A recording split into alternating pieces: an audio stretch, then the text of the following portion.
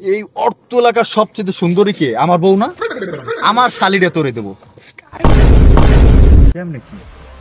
আমার তো সে গাড়ি কিনছে? ও রোহিঙ্গা গাড়ি কিনলো কেমনে?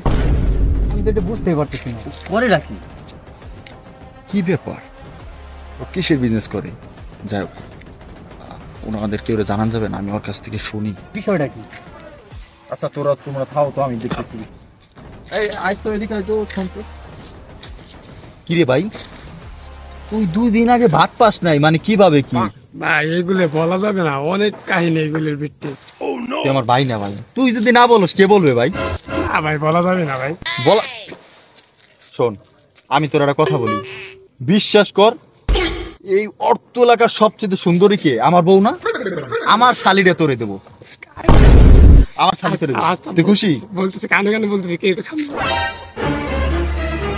এই এলাকার যে তোর কুত্তা আছে না, হ্যাঁ, কত কুত্তে আছে তো কিছে? তাই রাতে নিয়ে জব করে সকালবেলা খাসি করে চলাই দিই। এই কারণে তো টাকা পয়সা মালিক হয়েছে ভাই। এলাকার কুত্তে জবাই দিয়ে খাসি করে চালাই দেয়, এইটা বললো আর হালাল বিজনেস। এই জন্যই তো কই যে এই বাংলাদেশের এত কুত্তা যায় কোথায়?